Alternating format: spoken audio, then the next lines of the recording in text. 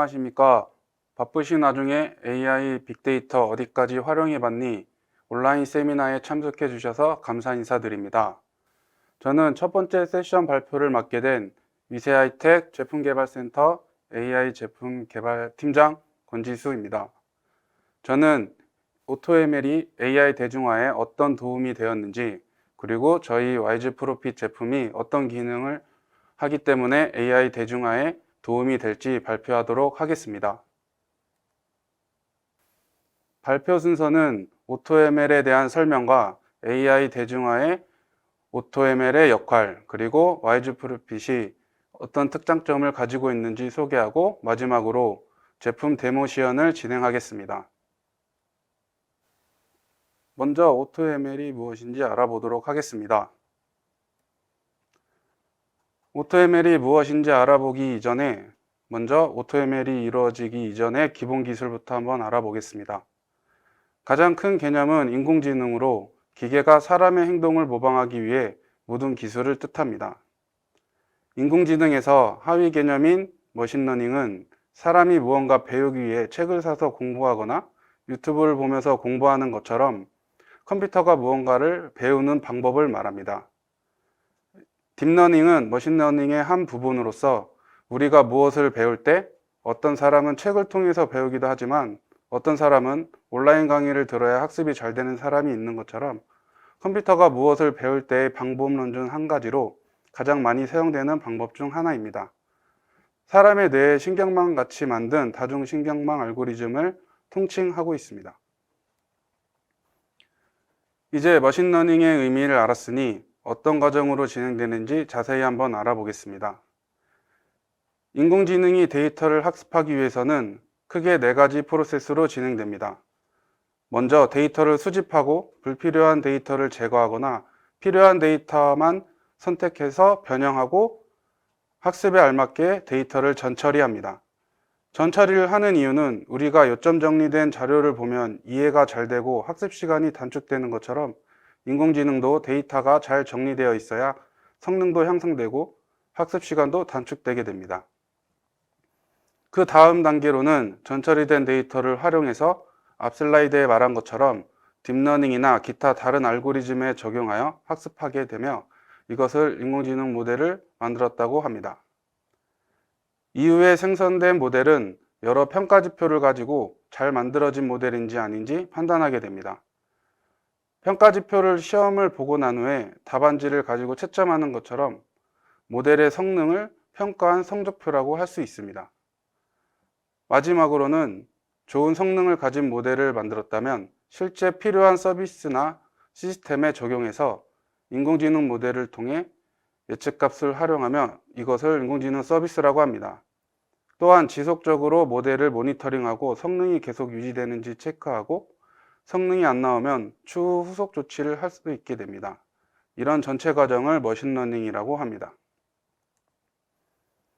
오토ML은 이전 슬라이드에서 본 것 같이 머신러닝의 전 과정을 자동화하여 운영하는 기술을 말합니다.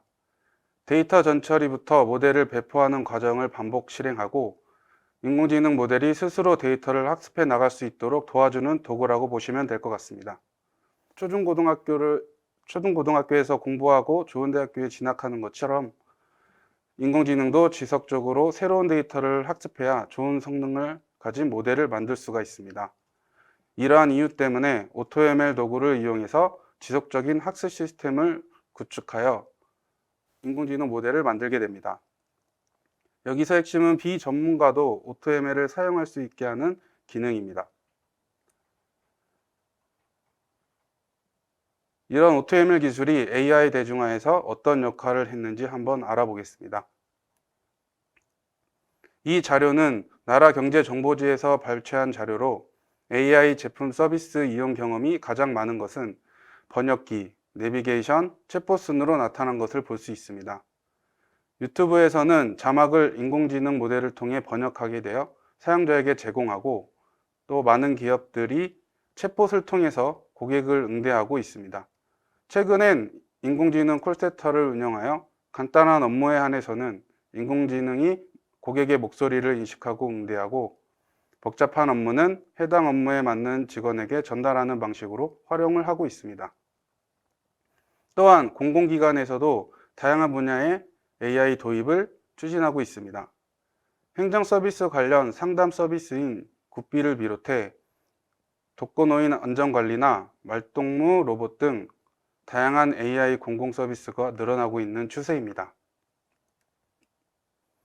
이렇게 여러 가지 AI 서비스가 구축되고 증가되고 있는데 있어 알고리즘의 발전, 컴퓨터 리소스의 발전, 그리고 데이터의 증가의 역할도 있겠지만 AutoML 기술을 활용한 AutoML 플랫폼이 큰 역할을 하고 있다고 생각합니다.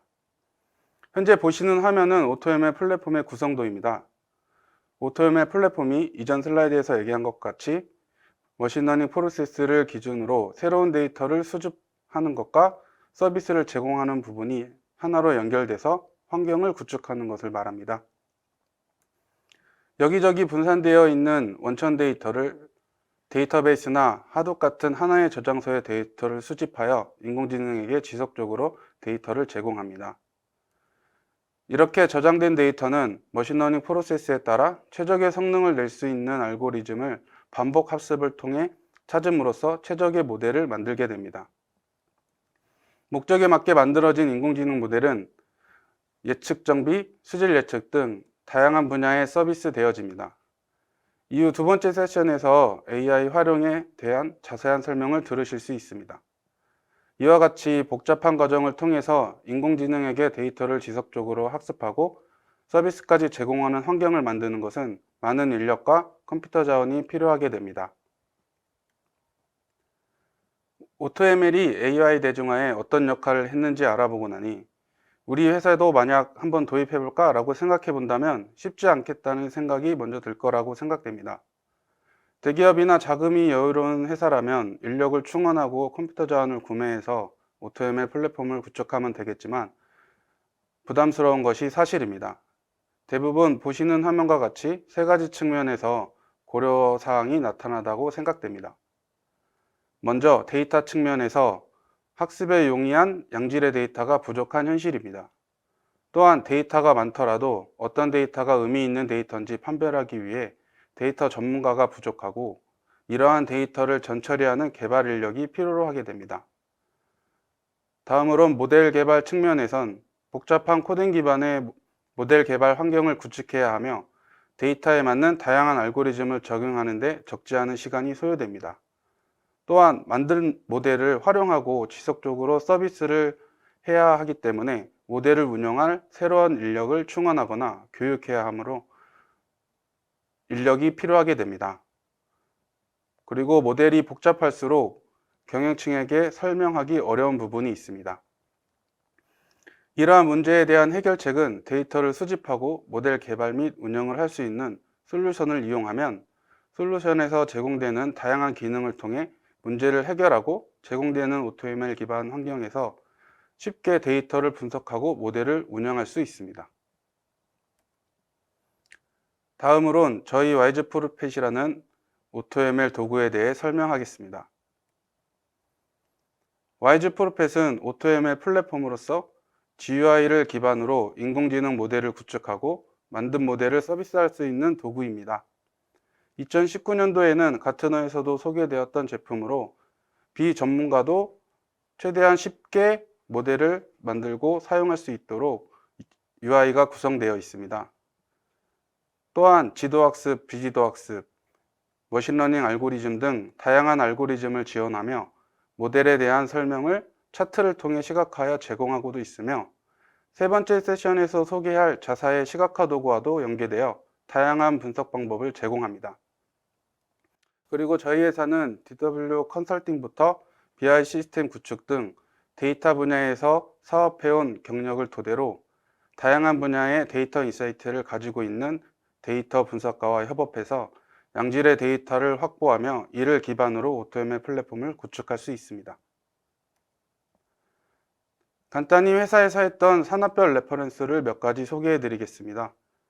교육부에서 진행한 맞춤형 개인화 학습 추천 서비스로 선행 학습자들의 교육과정을 분석해서 사용자에게 맞는 맞춤형 교육과정을 소개하는 서비스를 진행했었고, SMR에서는 키워드 기반의 콘텐츠 추천 서비스로서 사용자가 시청했던 영상의 패턴을 분석해 사용자에 맞는 클립 영상을 추천해주는 프로젝트를 진행한 경험이 있습니다.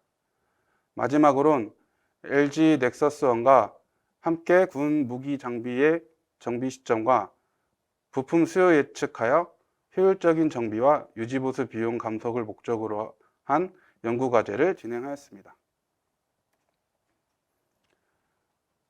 다음으론 와이즈 프로펫의 가장 큰 장점인 간편한 UI입니다. 앞서 설명했듯 AutoML 플랫폼 구축에 있어 가장 큰 문제점은 개발 인력의 부재라고 생각합니다. 데이터 수집, 전처리부터 모델 개발, 운영까지 개발 인력이 필요하게 됩니다. 저희 YG 프로핏은 개발 인력이 없어도 AutoML 플랫폼을 구축할 수 있게 직관적인 UI를 제공하며 마우스 클릭만으로도 쉽게 모듈을 구축할 수가 있습니다. 또한 모델을 배포하여 시각화 같은 다른 서비스와 연동할 수 있게 API를 제공하며 예측 결과를 받아볼 수도 있습니다. 두 번째 장점은 다양한 형태의 데이터를 활용해서 변수를 만들 수 있는 피처 엔지니어링 기능을 제공합니다. 이미지, 텍스트, 데이터베이스, 센서 데이터 등 다양한 데이터를 수집해 모델 분석에 맞게 변환해 주고 있습니다. 텍스트 형태의 데이터는 사전 기반으로 PCA라는 변수로 추출되어 사용자에게 제공되며 알고리즘을 통해 입력된 변수들의 중요도를 표시해서 사용자에게 제공함으로써 모델 성능 및 데이터 분석에 필요한 인사이트를 제공하고 있습니다. 이미지 데이터를 분석하는 방법은 두 번째 세션에서 확인할 수 있으며 남은 시간은 와이즈 프로펫 데모를 시연하도록 하겠습니다. 보실 데모에서 사용할 데이터는 자사에서 진행했던 연구과제의 데이터를 변형한 데이터로서 실제 데이터가 아니라는 점을 먼저 알려드립니다. 데모 시나리오는 과거의 보험 가입자들이 약관 대출을 받은 이력과 고객 정보, 가입 보험 현황 데이터를 학습시켜 이후 신규 보험 가입자가 약관 대출을 할 가능성을 등급으로 분류해서 대출 등급을 예측하는 서비스에 활용하고자 하는 시나리오로 진행하겠습니다. 지금 보시는 화면은 저희 와이즈 프로펫에 접속한 화면입니다. 오늘 데모는 모델 학습, 모델 관리, 모델 운영 세 가지 기능을 보여드리도록 하겠습니다. 아까 PPT에서 본 것처럼 대출 데이터를 선택해서 모델을 학습해 보겠습니다. 모델 학습은 7단계로 진행되며 처음에 데이터 선택을 하게 됩니다. 사용자가 가지고 있는 데이터를 업로드하거나 데이터베이스에서 테이블에서 데이터를 가져옵니다. 아까 미리 저희가 올려놓은 대출 등급 데이터를 선택해서 분석해 보겠습니다. 지금 보시는 화면은 데이터 탐색 화면입니다. 내가 선택한 데이터의 컬럼 정보들이 나타나고 변수명, 컬럼 타입, 그리고 기초 통계 값들이 나오게 됩니다. 그리고 왼쪽에 돋보기 버튼을 클릭하게 되면 해당 컬럼의 데이터 분포를 확인할 수도 있고 데이터 통계를 누르면 사분위 값과 이상치를 확인할 수 있습니다. 또한 컬럼들의 상관관계나 내가 선택한 컬럼의 중복값, 결측값, 이상값들을 정제해서 변환할 수 있습니다.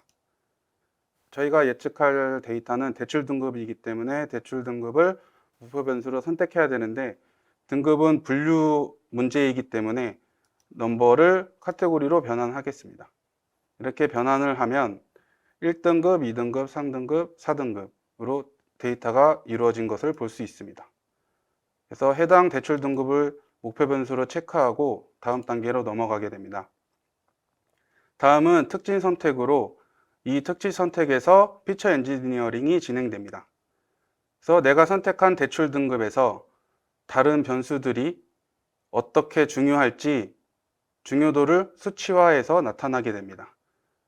그래서 사용자가 데이터를 잘 모르더라도 이 중요도의 순서에 맞게 변수를 선택하면 모델을 잘 만들 수가 있습니다. 다음으로는 알고리즘 선택 화면입니다. 저희가 선택한 대출 등급이 분류 문제이기 때문에 분류 알고리즘이 활성화되고 숫자면 회귀, 타겟을 선택하지 않으면 비지도 학습인 군집 알고리즘이 실행됩니다. 분류 알고리즘을 클릭하면 다양한 알고리즘들이 나오게 되고 여기서 자신이 원하는 알고리즘을 선택할 수도 있지만 내가 어떤 알고리즘을 선택해야 될지 잘 모를 때는 멀티 모델을 선택해서 여러 모델을 선택하고 여기서 가장 성능이 좋은 모델이 자동으로 판별되게 됩니다. 시간 관계상 단일 모델로 진행을 하고 디시전 트리를 선택해서 모델을 학습해 보겠습니다.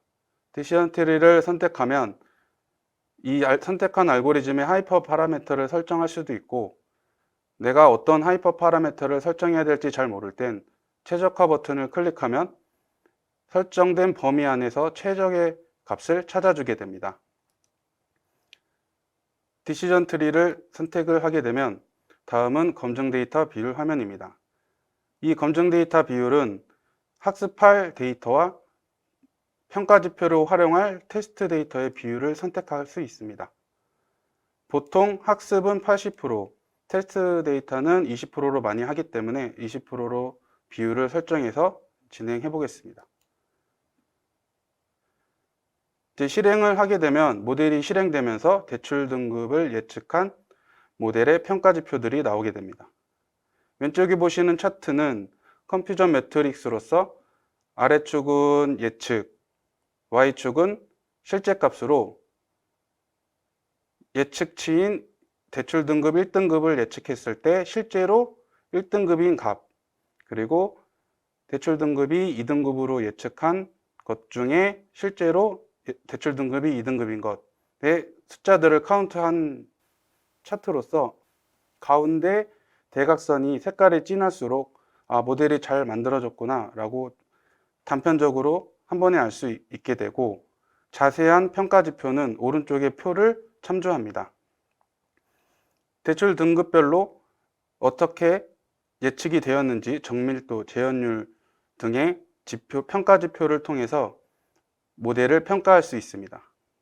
그리고 오른쪽에 화살표를 누르게 되면 이 모델이 실행된 결과를 확인할 수 있습니다. 정확도는 0.78, 즉 78% 정도의 정확도가 나왔고 이 변수 영향도는 이 모델을 설명하는 데 사용되며 대출 등급을 예측하는데 보험 연체 건수가 51% 정도 영향을 줬다고 이 모델을 설명할 수가 있습니다. 이렇게 만든 모델을 이제 저장해 보겠습니다. 대출 등급 예측으로 저장을 하게 되고 이렇게 저장된 모델은 모델 관리에서 이 모델을 관리할 수 있습니다. 아까 저장한 모델을 확인하면 이 만든 모델의 데이터를 확인할 수 있고 신규 데이터 로딩에서 한번 새로운 데이터를 넣어 보겠습니다. 그래서 만약에 신규 보험자가 가입이 되었다면 신규 보험자 가입은 대출 등급이 없을 것입니다. 그래서 신규 보험자 가입 수를 예측해 보면 대출 등급이 이렇게 나오게 됩니다.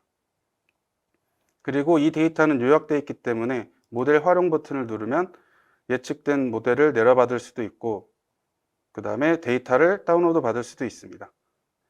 이렇게 모델을 활용하는 방법도 있고 다음으로는 모델 운영에서 모델을 학습하고 모델 관리의 전 과정을 스케줄링해서 모델을 학습하는 기능이 있습니다. 스케줄을 추가를 누르게 되면 내가 원하는 시간에 모델이 반복적으로 실행되게 됩니다. 그래서 하루에 한 번 아까 만든 대출 등급 예측을 선택을 하게 되면 이 데이터는 하루에 한 번씩 대출 등급을 예측해서 저장소에 저장하게 됩니다. 시간 관계상 저희가 미리 스케줄을 걸어 놓은 것을 확인해 보겠습니다.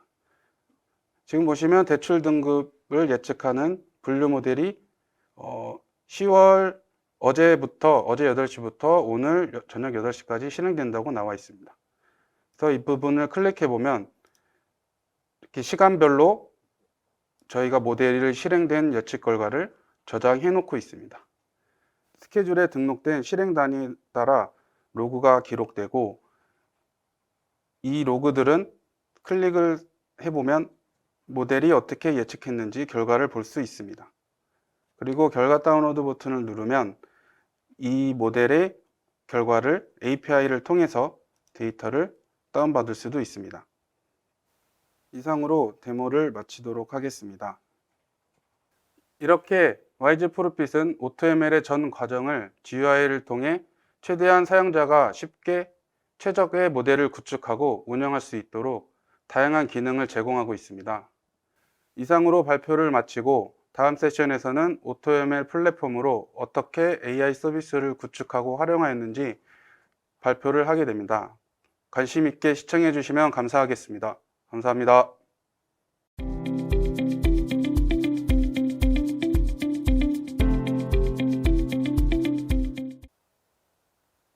빅데이터 시대 꼭 알아야 할 AI 활용법 발표를 맡은 위세하이텍 연구소 연구기획부 팀장 이지연입니다. 오늘 빅데이터 시대 꼭 알아야 할 AI 활용법 세션에서는 수질 분야와 의료 분야에서 와이즈 프로핏 사용 사례를 소개하도록 하겠습니다. 두 사례에 대해 각각 분석 목표 소개와 데이터 설명, 그리고 와이즈 프로핏 시연 순으로 설명드리도록 하겠습니다. 첫 번째, 수처리 공정 최적화를 위한 수질 예측 사례입니다. 2014년에는 1톤에 186원이던 연간 하수 처리 비용이 2017년에는 1톤에 230원으로 2017년에는 1톤에 203원으로 꾸준히 증가하고 있습니다. 1일 안동댐 상류 봉화 공공하수처리 시설이 1일 3,000톤을 처리하니 연간으로 따지면 그 비용이 상당히 큽니다. 이러한 상황에 환경부에서는 공공하수처리 분야의 처리시설 점검이나 하수 방류 수질 점검과 같은 업무에 인공지능을 도입하려는 움직임이 늘고 있습니다.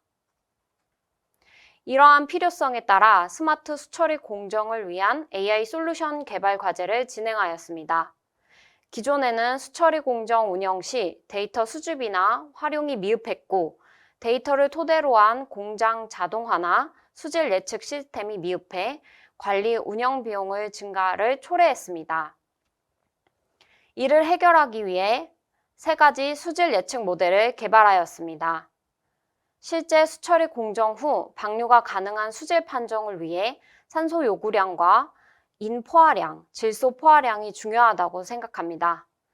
때문에 수질 예측 모델은 그레디언트 부스팅 알고리즘을 이용해 각각의 산소 요구량과 총 인포화량, 질소 포화량을 예측하는 3개의 모델로 개발하였고, 개발된 3개의 모델이 운영되어 예측 결과를 보여주는 시뮬레이션 화면과 이후 실제값이 들어왔을 때 실제값과 예측값을 비교하는 화면까지 제공하고 있습니다. 시연에 앞서 데이터 설명을 드리도록 하겠습니다.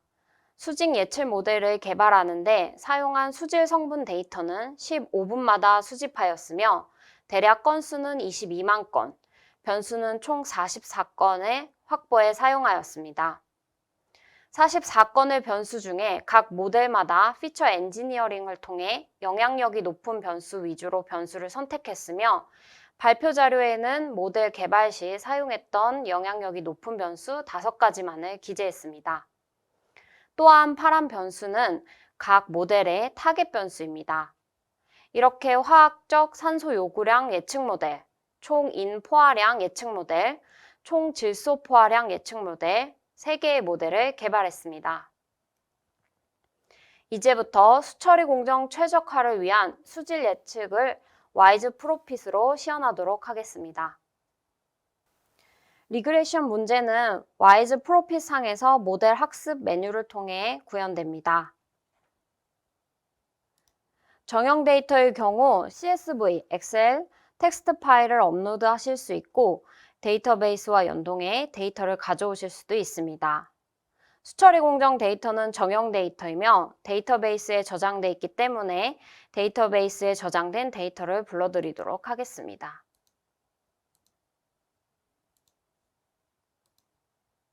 다음은 데이터 탐색 단계입니다.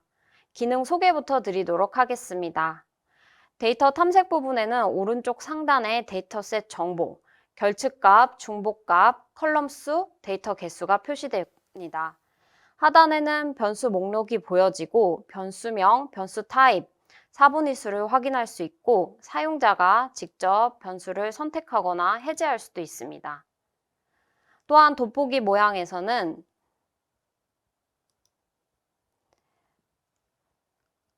라인 그래프와 박스 플롯으로 각 변수마다의 데이터 분포를 확인할 수 있습니다.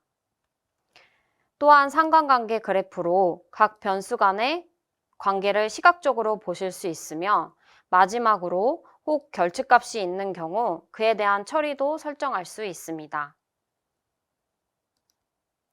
오른쪽 상단의 검색 기능으로 많은 변수 중에 원하는 컬럼명을 검색해 선택하실 수도 있습니다.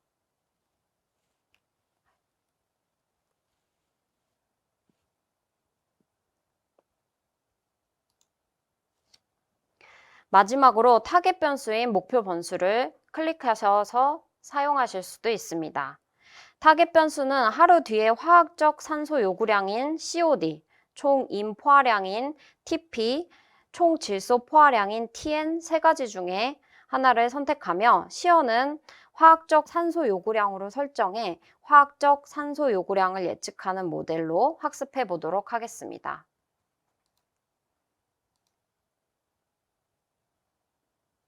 다음은 피처 엔지니어링 단계입니다.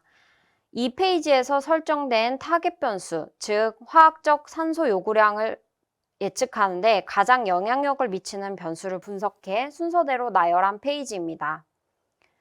왼쪽 부분에서는 상위 N개로 지정해 일괄 선택을 하실 수도 있고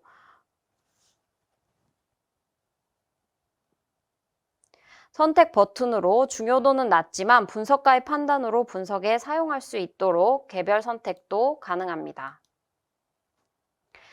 피처 엔지니어링 결과를 보면 가장 영향력이 높은 상위 5개 변수는 발표 자료에도 있는 펜, 질산염, 용존 산소량, NaAC양, 부유물 농도입니다.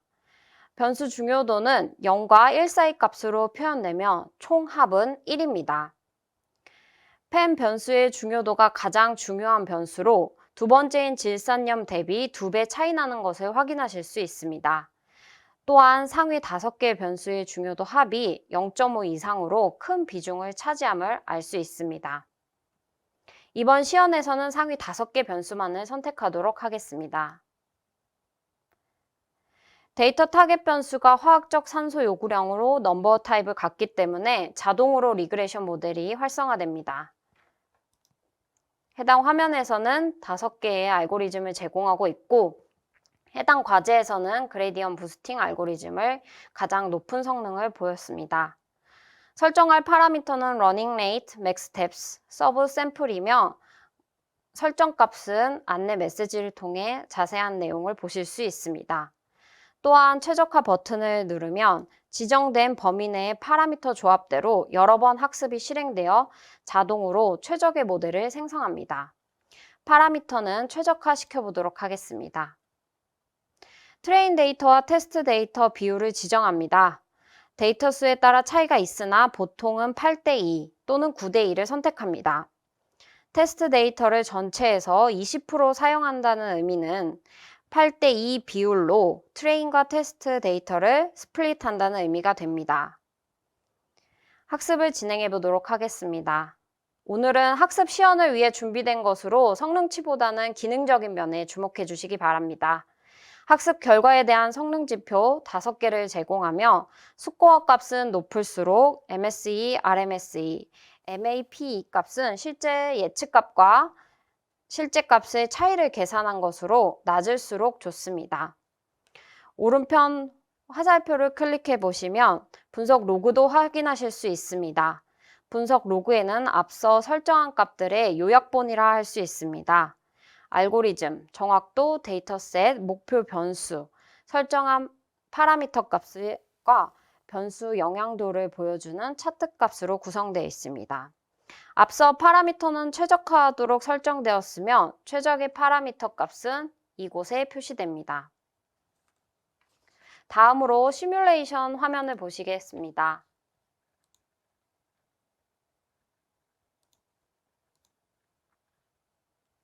시뮬레이션 화면은 해당 과제에 특화된 화면으로 개발하였습니다.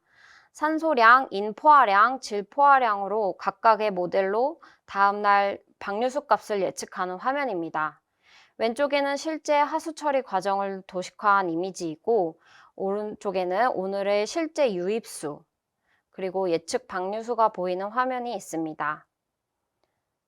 실제 시뮬레이션을 누르면 다음날 예측값이 예측되어 표시되게 됩니다. 하단에는 혹 예측값이 작업자에게 설정한 한계치보다 높으면 다음과 같이 어떤 값이 한계치보다 높다는 안내 메시지를 출력하게 됩니다. 실제 하단 안내 메시지는 인포화량과 질소 포화량이 작업자가 설정한 한계치보다 높다고 안내하고 있습니다. 이런 정보로 작업자는 방류수가 인과 질소 포화량이 한계치가 넘지 않도록 이에 대한 조치를 사전에 할 수 있습니다. 마지막으로 방류수 데이터 비교 화면을 보시겠습니다.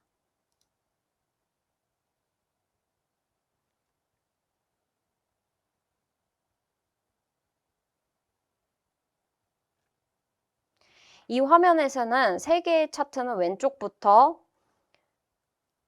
산소량, 인포화량, 질소 포화량으로 예측 모델에서 나온 예측값과 실제 값을 비교해 그래프화하였습니다.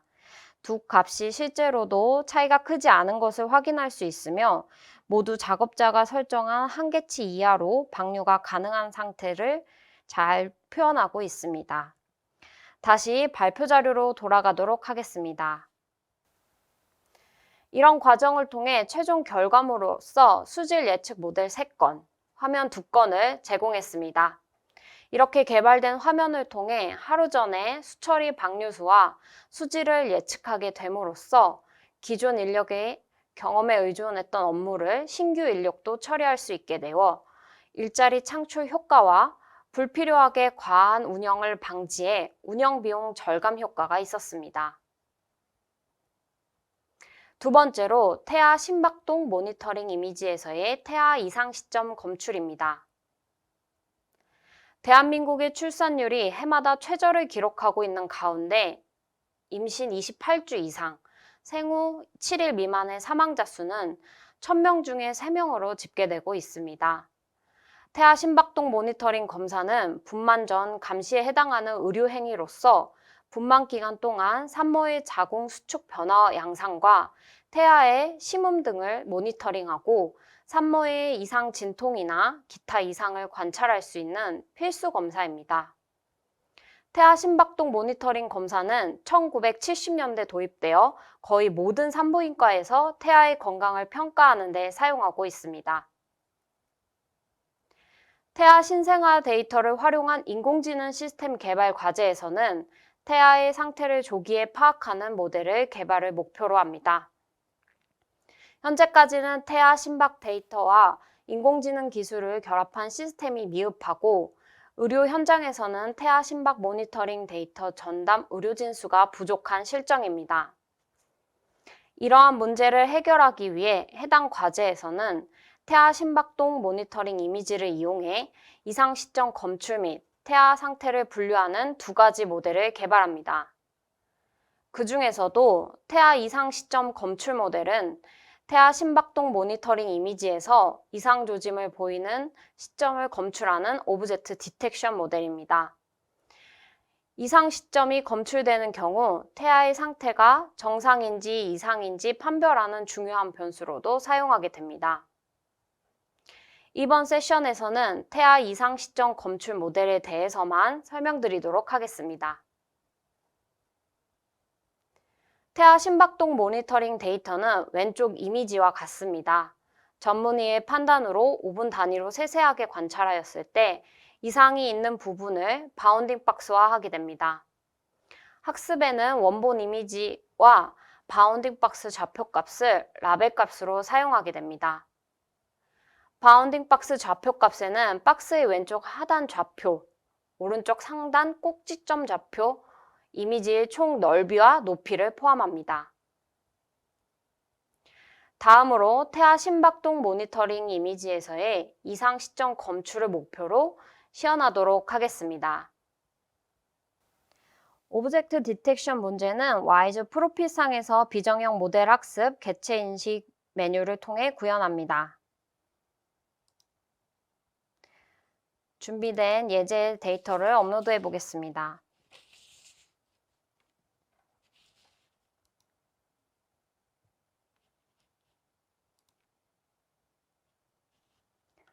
다음은 라벨링 단계입니다. 업로드된 파일명 목록을 클릭하게 되면 업로드된 데이터를 보실 수 있습니다. 또한 이미지 커서에 움직이는 영역을 설정하고 이 영역에 대한 라벨링을 추가하실 수도 있습니다. 이 영역을 바운딩 박스라고 합니다. 바운딩 박스는 여러 군데 지정할 수도 있으며 다른 라벨링을 해줄 수도 있습니다. 태아 심박동 데이터로 설명으로 돌아와서 다시 설명드리도록 하겠습니다. 저희가 수집한 데이터는 여러 병원에서 수집한 데이터인 만큼 크기나 해상도 차이가 조금 존재합니다. 화면상으로는 모두 동일한 이미지처럼 보이나 이미지 크기의 경우 태아 심박동을 관찰한 시간에 따라 길어지거나 짧아질 수 있습니다. 더 자세히 보시면 윗 라인은 태아 심박동 데이터이고 아래 라인은 자궁 수축도를 뜻합니다. 자궁 수축에 따라 태아의 심박동 변화를 관찰할 수 있습니다. 앞서 설명드린 대로 직접 바운딩 박스를 설정하고 라벨링하는 것도 가능하지만 데이터 특성상 의료진이 직접 판독한 이상 시점에 바운딩 박스 라벨 좌표값을 업로드하겠습니다.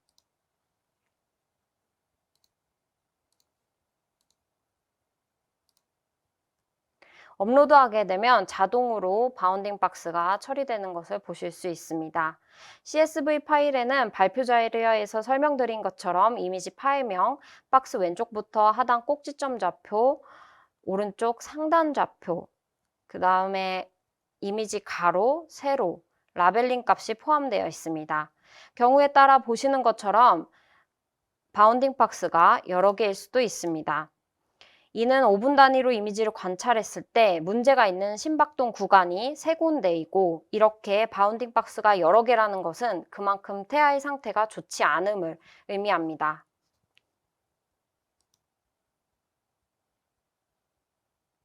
다음은 이미지 전처리 부분입니다. 이미지 전처리가 필요한 경우 사용 버튼을 체크하고 이미지 회전, 늘리기, 뒤집기, 리사이즈 가 사용할 수 있습니다. 해당 부분에 대해 안내 메시지도 출력됩니다. 해당 과제에서는 사용하지 않았으므로 넘어가겠습니다. 원래는 모델 선택과 설정 부분이 있으나 과제가 아직 끝나지 않은 시점에 노출이 어려워 그 부분은 노출되어 있지 않지만 앞선 과제처럼 모델을 선택하거나 모델의 레이어를 설계하고 파라미터를 설정하는 기능이 포함되어 있습니다. 다음으로는 평가 데이터 분할의 비율을 선택합니다. 앞선 설명과 동일합니다. 실행을 클릭하는 순간 학습이 시작되고 에폭당 결과값이 출력됩니다. 잠시만 기다려 보도록 하겠습니다.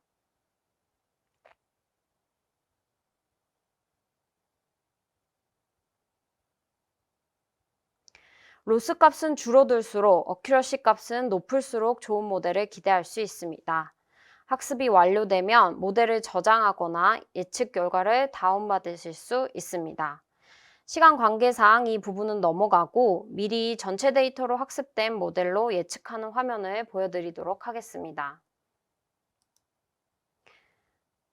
저장된 화면은 모델 관리 화면에서 보실 수 있습니다. 모델과 데이터를 선택해 보도록 하겠습니다.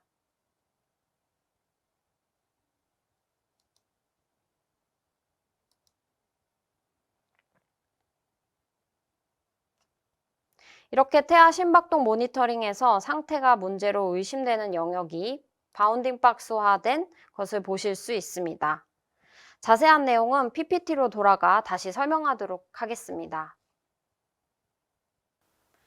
시험 과정에서 자세히 보여드리지 못해 한 번 더 설명을 드리자면 다음과 같이 태아 심박동 모니터링 데이터가 입력으로 들어왔을 때 문제가 없는 태아라면 시점이 검출되지 않고 문제가 있는 태아라면 어느 부분이 문제가 있는지 표시해주게 됩니다. 더 나아가 오늘 시연에는 포함되지 않았지만 태아 상태 판별까지 포함된다면 태아의 상태가 어느 정도 심각한지도 예측할 수 있게 됩니다.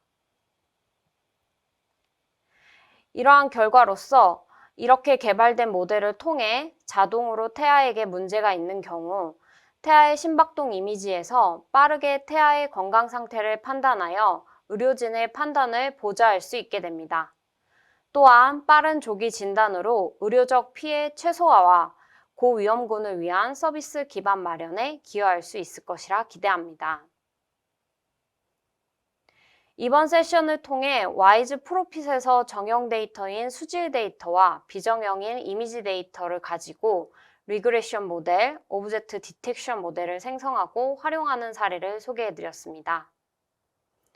모델 개발이 오늘 보여드린 시험만큼 간단하지 않습니다. 실제 활용 가능한 모델을 만들기까지 수많은 반복 과정의 실험과 노력이 필요합니다. 다만 와이즈 프로핏은 오토ML 도구로서 빠르고 편리하게 초기 모델을 생성할 수 있기 때문에 빠른 인사이트를 도출하는 데 도움을 줄 수 있다는 것을 이번 세션을 통해 소개해드렸습니다. 와이즈 프로핏과 관련한 문의는 송출되는 동영상 하단을 참고 부탁드립니다. 이로써 발표를 마치겠습니다. 감사합니다.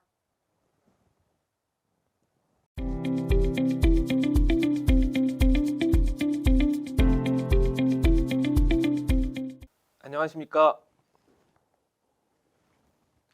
빅데이터 한눈에 쏙 발표를 맡은 위세하이텍 제품개발센터 WI 개발팀 강경태 팀장입니다.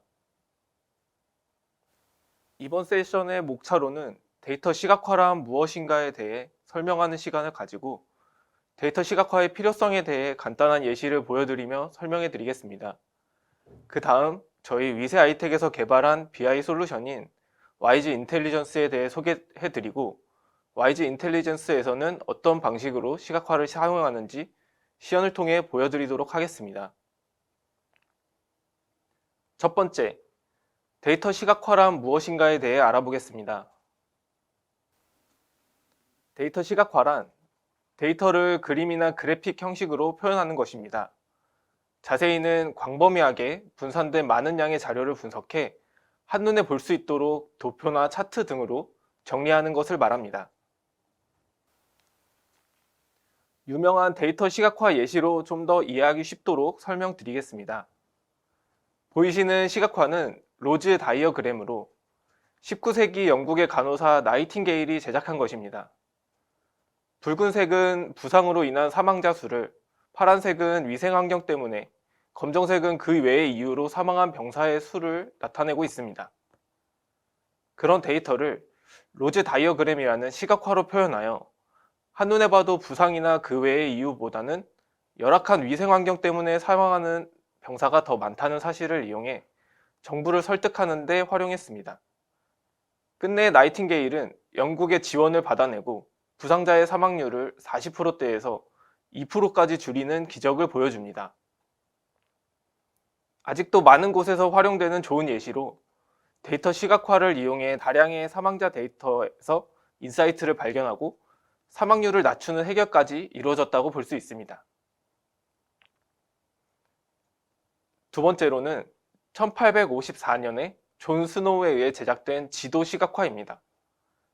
이 지도는 콜레라가 많이 발병된 지역의 감염자 수를 차트로 그려보니 해당 구역에 밀집되어 있는 것으로 나타났습니다. 그래서 해당 구역 사람들을 조사해보니 같은 우물의 물을 식수로 사용한다는 것을 알아채고 하수도 시스템을 구축해 콜레라의 전염을 획기적으로 낮추는 솔루션까지 제시하게 되었습니다. 세 번째로 1861년 워싱턴 인구조사국에서 제작된 노예 인구수를 표현한 지도 히트맵 시각화입니다. 이 시각화로 어느 도시의 노예 인구수가 가장 많이 분포하는지, 한눈에 볼 수 있습니다.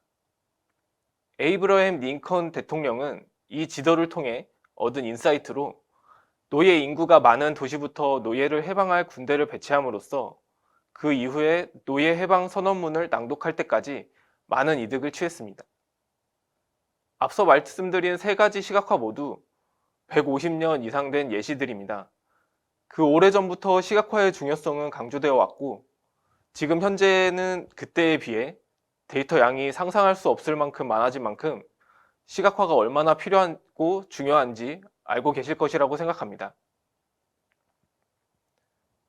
두 번째 챕터에서는 데이터 시각화의 필요성에 대해 설명하고 간단한 예시를 들어 이해하기 쉽게 설명드리겠습니다. 데이터 시각화가 왜 필요한지에 대해 알아보겠습니다. 데이터 시각화는 빠르고 효과적인 의사결정을 하는 데 큰 도움을 줍니다. 또 데이터 안에 숨겨져 있는 인사이트를 쉽게 발견할 수 있도록 해주고 정확한 데이터 분석 결과를 도출합니다. 방대한 양의 데이터를 보는 방법을 바꿀 뿐만 아니라 활용할 수 있는 분야와 방법이 무궁무진해 앞으로 더욱 발전하고 사용될 것입니다. 첫 번째 예시로는 앤스컴 쿼르텟입니다. 1973년 통계학자인 프란시스 앤스컴이 데이터 분석 전 시각화의 중요성을 보여주기 위해 만든 데이터셋입니다. 각각 4개의 데이터셋은 기술 통계량만 봤을 때에는 모두 동일하게 나오는 것을 보실 수 있습니다. 항목에 보시면 평균이나 분산, 선형 회귀선 등이 모두 같이 나오는 것을 확인하실 수 있습니다. 설명드린 데이터셋은 숫자 계산으로는 정확하지만 그래프는 거칠다라는 당시 통계학자들의 통념을 상쇄시키는 결과를 낳았습니다. 오른쪽 화면을 보시면 시각화 차트로 나타냈을 때는 매우 다르게 나오는 것을 확인하실 수 있습니다. 두 번째로는 아직도 유행하고 있는 코로나에 관련된 시각화를 예시로 설명드리겠습니다. 해당 시각화는 2020년 10월을 기준으로 작성된 차트입니다. 코로나가 대유행하기 전 초기 데이터로 10월 13일 기준 코로나 사망자의 연령대별 분포를 보시면 50대를 넘어갈수록 더 고령일수록 사망자가 확연히 늘어나는 것을 차트를 통해 파악하실 수 있습니다. 해당 시각화 차트를 토대로 고령일수록 감염에 조심해야 한다는 결론이 나와 정부에서 고령자 우선으로 백신 접종 및 여러 지침들이 내려온 것을 확인하실 수 있습니다. 세 번째 예시는 저희 위세 하이텍 솔루션인 YG 인텔리전스를 이용해서 시각화의 필요성에 대해 설명드리겠습니다. 위에는 많이들 사용하고 계시는 엑셀입니다. 엑셀에 대량의 데이터가 있지만 눈으로 봐서는 어떤 부분이 포인트인지 알아채기가 쉽지 않습니다. 해당 엑셀을 YG 인텔리전스의 기능인 사용자 데이터 업로드를 통해 업로드해 분석한 결과가 아래에 있는 대시보드 화면입니다.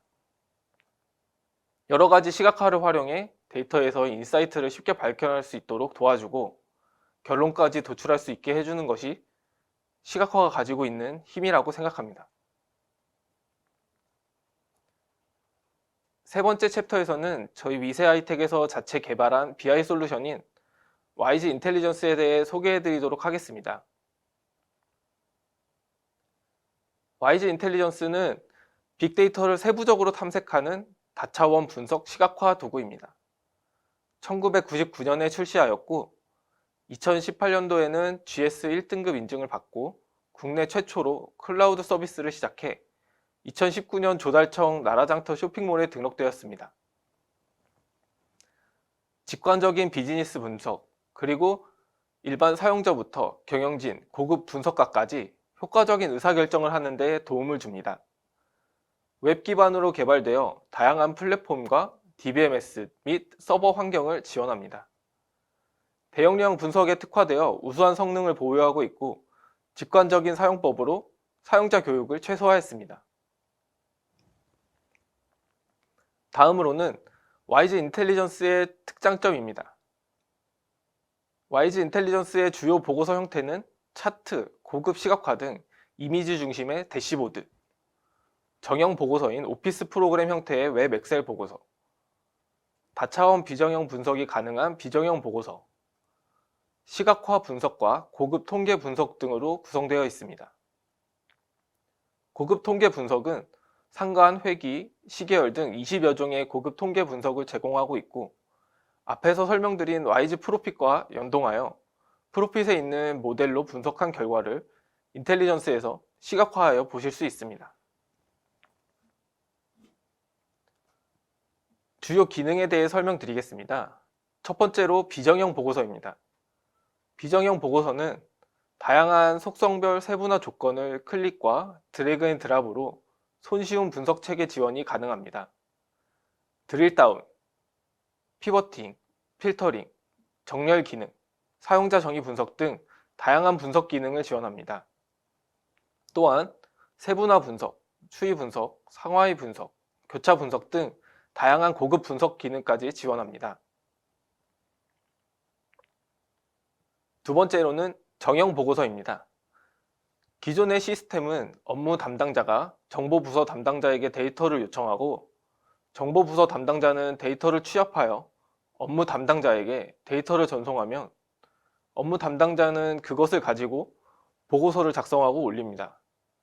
여러 절차에 의해 보고서가 완성되기 때문에 보고서 생성의 업무가 부담되고 적시 보고 체계가 미흡한 문제가 있습니다.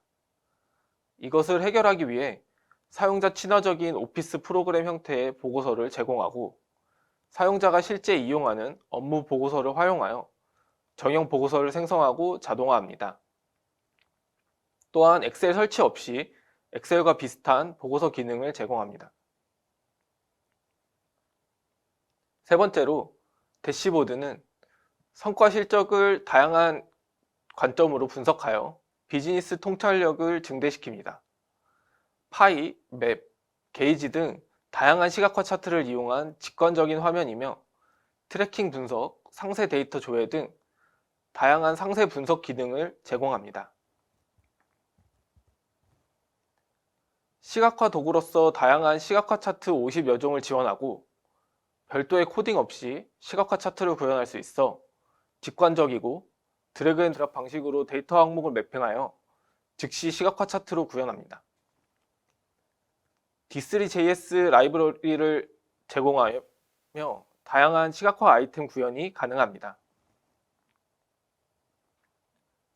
다음은 사용자 데이터 업로드 기능입니다. 사용자가 가지고 있는 다양한 파일 형식의 데이터를 업로드하여 분석에 활용하고 해당 데이터를 관리, 변경까지 해주는 기능입니다. 업로드한 데이터로 보고서를 생성해 시각화에 활용할 수 있습니다. 다음은 와이즈 인텔리전스의 주요 도입 사례입니다. 한국고용정보원 고용노동 DW 및 공동이용 시스템 구축 사업에서 기술평가 점수에서 높은 점수를 받아 기술력이 검증되었습니다.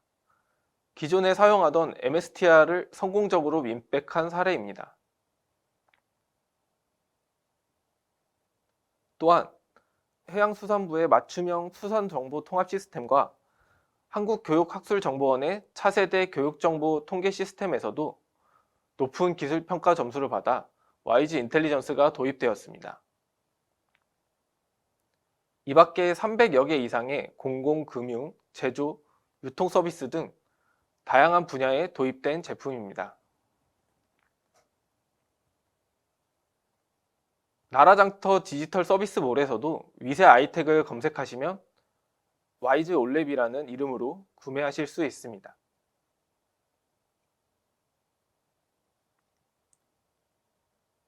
마지막으로는 위세 아이텍 솔루션인 와이즈 인텔리전스에서 시각화를 어떤 방식으로 사용하는지 보여드리도록 하겠습니다. 네, 이제 와이즈 인텔리전스를 사용해서 시각화는 어떻게 보여주는지 데모를 진행해 보도록 하겠습니다. 지금 보이시는 화면은 와이즈 인텔리전스의 비정형 보고서 화면입니다. 비정형 보고서는 상단에 차트, 하단에는 피벗 그리드 형태로 제공이 되고 있고 차트를 보시면 일산 지점의 대출과 일산 지점의 예금 퍼센트가 수익액이 높은 것을 보실 수 있습니다. 그리고 하단에 피벗 그리드 쪽을 보시면 이제 일정 금액 이상의 금액에는 빨간색으로 하이라이트가 되어 있는 것을 확인하실 수 있고, 저희가 변동 측정 값을 사용해 전년 대비 수익 금액이 얼마나 증감되었는지 확인하실 수 있습니다. 다음으로는 편의점 권역별 침투율 현황에 대해서 말씀드리겠습니다. 해당 장표는 대시보드 형태로 카카오 맵을 사용해서 편의점의 행동 반경과 침투율을 확인할 수 있는 보고서를 만들어 봤습니다. 시군구 읍면동별 편의점을 그리드로 나눠서 해당 그리드와 카카오 지도를 트래킹 분석을 사용해 분석해 보도록 하겠습니다. 서울특별시의 가양동점을 선택하면 하단에 있는 카카오 지도에서 가양동점이 선택되고, 그 가양동점의 반경이 100m 거리, 그리고 200m 거리, 300m 거리를 표현하게 됩니다. 그래서 해당 장표로 가양동점이 커버할 수 있는 커버리지를 확인하실 수 있습니다.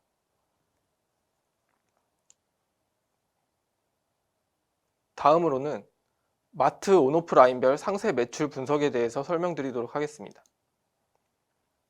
해당 보고서는 상위 10개의 지점별 매출 실적과 온오프 구매 시간대별 매출 실적, 연령대별 구매 비중, 카테고리별 구매 현황, 제품별 상세 현황이라는 탭으로 나눠져 있습니다. 상위 10개 지점별 매출 실적은 모든 지점에서 상위 10개 지점만 매출이 많은 순서대로 표현되고 있습니다.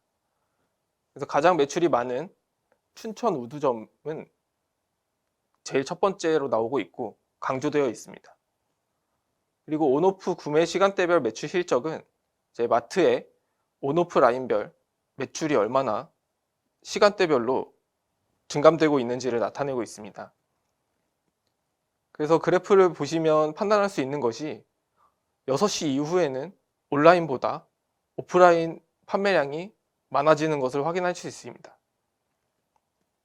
따라서 이 해당 그래프로 퇴근 시간 이후에 오프라인 판매량이 많아지고 있구나를 유추하실 수 있고, 또 새벽에는 오프라인 판매량이 이제 마트가 문을 닫기 때문에 없는 것을 확인하실 수 있고, 온라인으로 계속 판매되는 것을 확인하실 수 있습니다.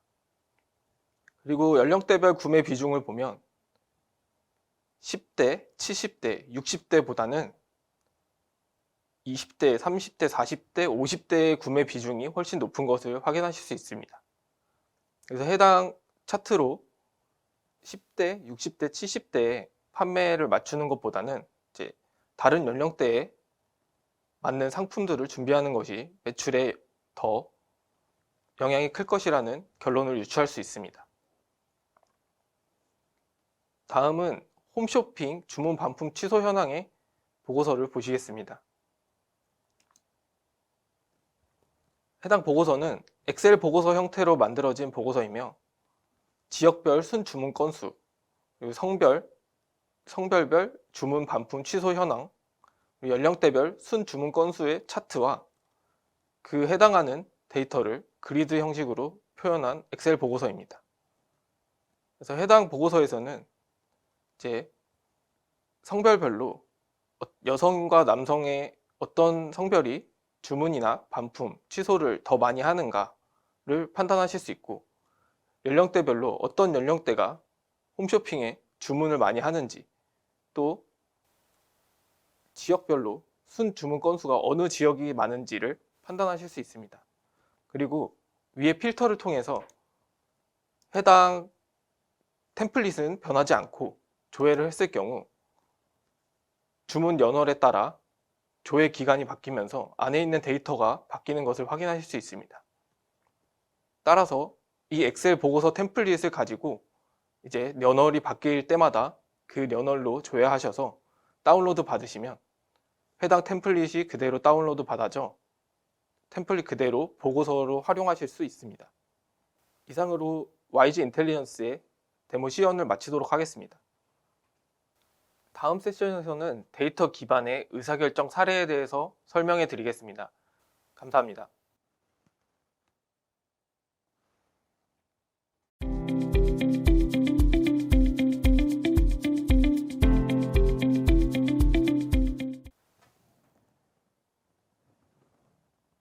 안녕하십니까?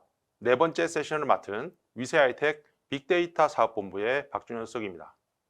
이번 시간에는 데이터 기반의 과학적 의사결정 사례라는 주제를 가지고 이야기해 보도록 하겠습니다. 목차는 데이터 기반 의사결정이란 무엇인가, 데이터 분석을 하려면 무엇이 필요한가, 그리고 시나리오 활용 데이터 분석 사례에 대해서 말씀을 드리고 마지막에 데모 시연을 하는 순서로 진행하겠습니다. 인터넷에서 본 내용인데요. 내셔널 지오그래픽에서 인간에게 가장 위험한 동물 1위로 소를 선정했다고 합니다. 제가 생각하는 소의 이미지는 온순하다라는 것인데 정말 의외의 사실이 아닐 수 없습니다. 우리가 무언가를 결정할 때 평소에 알고 있는 사실을 기반으로 감에 의해서 판단하는 경우가 많습니다. 만약 평소 알고 있던 내용이 사실과 다르다면 잘못된 결정을 할 수밖에 없습니다. 이것이 바로 데이터 기반의 의사결정이 필요한 이유입니다. 그럼 데이터 기반의 의사결정이란 무엇일까요? 데이터 기반의 의사결정이란 데이터를 기반으로 과학적으로 의사결정을 하여 인과관계를 파악하려고 노력하는 것입니다. 다시 말해 데이터를 통한 과학적 사고로 판단해 보는 것이죠. 여기서 데이터를 통한 과학적 사고는 바로 데이터 분석을 의미합니다. 데이터 분석은 데이터 간의 관계를 파악하거나 파악된 관계를 사용하여 원하는 새로운 데이터를 만들어내는 과정을 의미합니다. 종합을 해보면 데이터 기반 의사결정이란 데이터 분석을 통해 인사이트를 도출하고 이를 기반으로 의사결정을 하는 것이라 할 수 있겠습니다. 얼마 전 이런 기사를 봤습니다. 통계청장은 의사결정을 뒷받침할 수 있는 통계 데이터를 제공하는 것이 중요하다고 강조했다고 합니다. 행안부는 디지털 정보를 구현하여 과학적 의사결정을 지원하고 연말까지 데이터 기반 행정 실태 점검을 시행한다고 합니다. 그리고 가트너는 2026년까지 B2B 영업조직 65%가 데이터 기반 의사결정으로 전환할 것이라고 전망했습니다. 이처럼 데이터 기반 의사결정은 공공 및 민간 모든 분야에서 확산되고 있습니다. 그럼 데이터 기반 의사결정을 하면 무엇이 좋아질까요? 첫 번째로는 불확실성의 최소화입니다. 데이터를 분석한 결과를 가지고 의사결정을 하는 것이기 때문에 직관만 믿고 결정하는 것보다 훨씬 확실한 결과를 얻을 수 있습니다. 둘째, 이해관계자의 설득이 용이합니다. 다른 의견을 가진 사용자들에게 근거를 가지고 논리적으로 설명을 하면 상대방도 승복하기 쉽습니다. 셋째, 비용 감소입니다. 의사결정을 시도하기 위한 시행착오를 최소화함으로 비용이 감소됩니다. 데이터 기반 의사결정 시 주의할 사항은 무엇일까요? 첫째로는 데이터는 데이터일 뿐입니다. 분석하는 과정에서 사람의 주관이 들어갈 수밖에 없으므로 편중된 시각을 가지지 않아야 합니다. 둘째, 통계의 함정에 주의해야 합니다. 혹시 초콜릿을 많이 먹는 국가에 노벨상 수상자가 많다라는 얘기를 들으신 적이 있으신가요? 실제로 초콜릿 소비량과 노벨상 수상자 수는 높은 상관관계를 가지고 있다고 합니다. 그렇지만 이는 인과관계는 아닙니다. 분석 시 실수하기 쉬운 부분이므로 주의를 기울여야 합니다. 셋째는 다양한 관점으로 분석이 필요합니다. 전체 관점에서 분석한 결과와 세부적으로 쪼개서 분석한 결과는 서로 다르거나 상반된 결과를 가질 수 있습니다. 그러므로 항상 다각적인 관점에서 분석을 진행해야 합니다. 넷째, 조직 문화가 뒷받침되어야 합니다. 그래야 분석한 결과를 의사결정에 제대로 활용할 수 있습니다. 데이터 기반 의사결정을 하려면 무엇이 필요할까요? 바로 의사결정을 하는 주체가 데이터 기반 의사결정을 할 준비가 되어 있어야 합니다. 데이터를 탐색 및 이해하고 데이터로 소통하는 능력, 즉 데이터를 활용해 문제를 해결할 수 있는 능력이 필요한데요. 이것을 데이터 리터러시라고 합니다. 데이터 분석을 하기 위해서는 문제의 정의, 데이터 탐색, 데이터 수집 및 전처리, 데이터 분석 및 시각화, 인사이트 도출 및 적용 과정으로 진행이 됩니다. 그럼 업무 담당자가 데이터 분석을 한다면 어떻게 진행되는지 알아보겠습니다. 우선 해결하고자 하는 문제를 정의합니다. 그리고 분석 시 필요한 데이터가 존재하는지, 있다면 어디에 있는지를 확인합니다. 세 번째로 필요한 데이터를 수집하고 분석 시 활용이 가능하도록 전처리를 해야 합니다. 전처리란 불필요한 데이터는 제거하고 오류, 정제 후 분석하기 용이한 로우 데이터 형태로 가공을 합니다. 그리고 엑셀과 같은 도구를 이용해서 데이터를 분석하고 분석 결과의 원활한 해석을 위해 필요시 시각화합니다. 마지막으로 분석한 결과를 기반으로 실행 가능한 시사점, 즉 인사이트를 도출하고 문제 해결에 적용합니다. 이 모든 과정을 업무 담당자가 다 하기에는 많은 부담이 있습니다. 만약 분석 시스템을 도입한다면 문제 정의, 데이터 분석, 인사이트 도출 및 적용 3단계로 단순화할 수 있습니다. 그럼 시스템만 있으면 분석을 잘 할 수 있을까요? 데이터 분석이 활용이 미진한 이유는 처음 접하다 보니 생소하고 어렵게 느껴지며 관심은 있지만 기존 업무에 너무 바빠서 배울 여유가 없고 사용하더라도 일부 보고서만 줘야 하기 때문입니다. 사실 시스템을 구축했다고 하더라도 분석을 해보라고 한다면 대부분의 사용자는 뭘 어디서 시작해야 될지 모르는 게 바로 현실입니다. 그래서 데이터 분석에 쉽게 접근하기 위해서는 시나리오 활용이 필요합니다. 시나리오 활용은 5가지 단계로 구성됩니다. 첫 번째는 분석을 통해 의사결정이 필요한 문제를 정의하는 것이 가장 중요합니다. 다시 말해 분석 목적이 명확해야 합니다. 두 번째는 의사결정 시 고려해야 할 데이터 항목과 기준을 정해야 합니다. 데이터 항목은 주로 수치에 해당하는 항목들입니다. 세 번째는 데이터 항목을 분석할 수 있는 통계 보고서를 선별하고, 네 번째는 보고서별로 분석을 진행하여 단계별 분석 결과를 도출합니다. 마지막으로 우선순위를 고려하여 도출된 결과를 이용하여 최종 결과를 도출합니다. 다음은 시나리오를 활용해서 데이터 분석을 하는 사례에 대해서 말씀드리겠습니다. 이번 분석 사례에서 사용한 지역문화 통합정보 시스템에 대해서 간단히 소개해 드리겠습니다. 지역문화 통합정보 시스템은 문화 기반 시설, 지역문화 실태조사, 축제, 공연 등 지역문화와 관련된 데이터와 통계청, 이나라도움 등 다양한 분야의 데이터를 활용하여 지역문화 정책 수립을 위해 필요한 정부의 정보를 제공합니다. 다양한 통계 정보 및 지표를 업무에 활용할 수 있으며 데이터 기반의 정책 의사결정에 활용할 수 있습니다.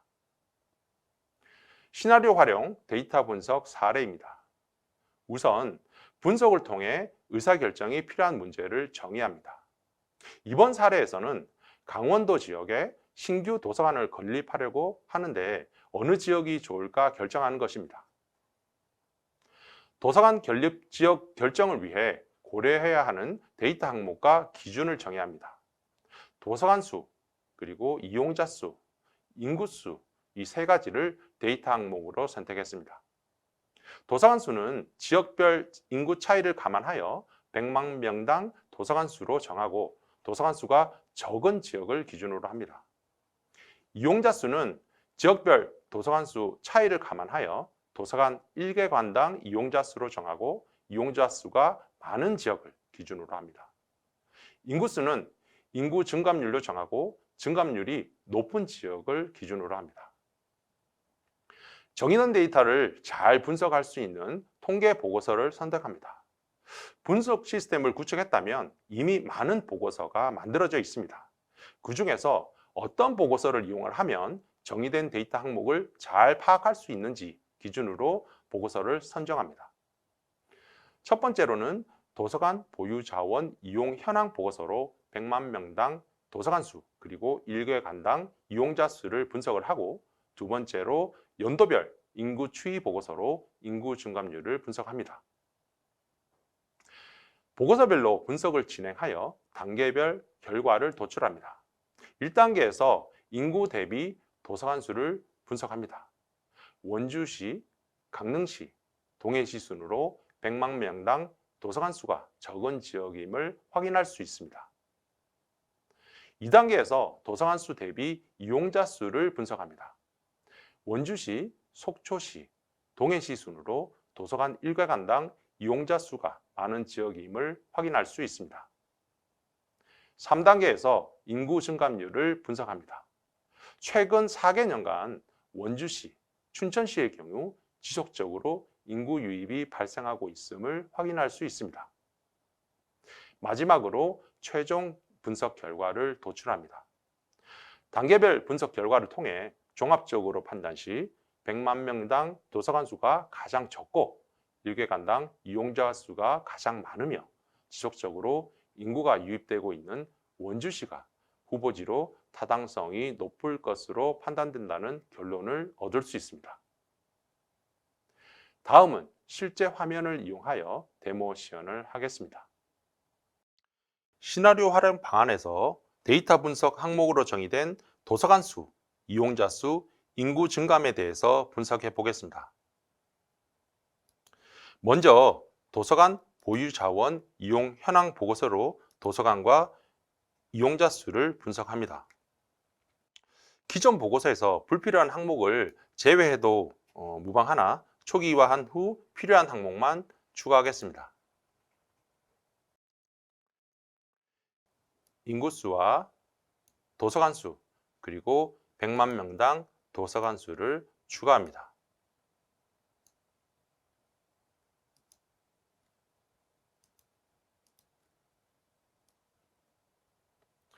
그리고 지역은 강원도를 선택을 하고 조회를 해 보겠습니다.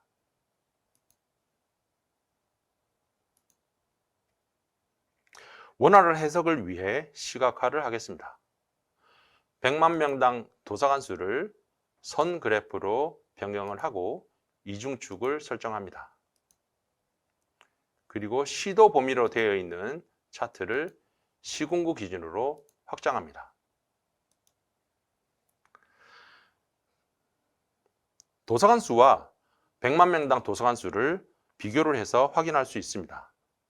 차트를 보면 도서관 수는 춘천시가 가장 많고 양구군 그리고 양양군이 가장 도서관 수가 적습니다. 반면에 100만 명당 도서관 수는 원주시 그리고 강릉시 순으로 적다는 것을 알 수 있습니다.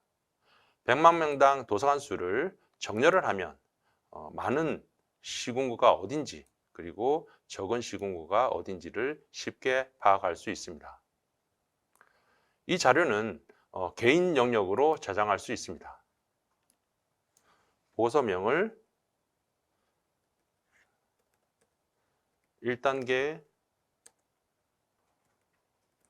도서관 수 분석으로 이름 짓고 개인 영역에 저장을 하겠습니다.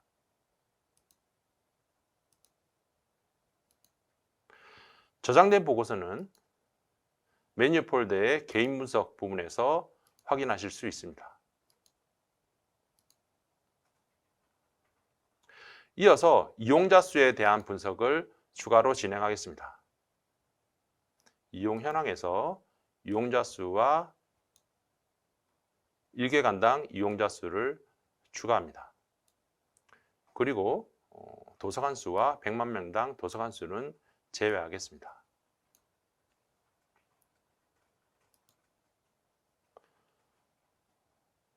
원활한 해석을 위해 1개관당 이용자 수의 그래프를 선 그래프로 바꾸고 다시 보조축으로 구성을 합니다.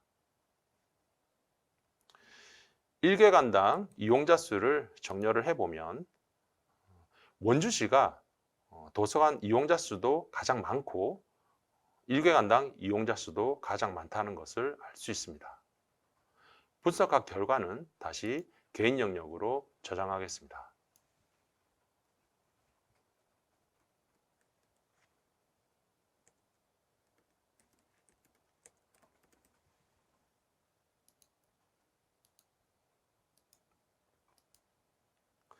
마지막으로 인구 증감에 대한 분석을 진행하겠습니다. 보고서가 많기 때문에 인구 증감 보고서를 검색을 통해서 선택을 합니다. 지역을 강원도로 선택을 하고 조회를 해 보겠습니다. 결과가 표로 나오기 때문에 추세를 쉽게 알기 어렵습니다. 그래서 수치의 범위를 둬서 시각화를 진행해 보겠습니다. 증감률을 기준으로 0.5%보다 큰 경우는 초록색으로 표시를 하겠습니다.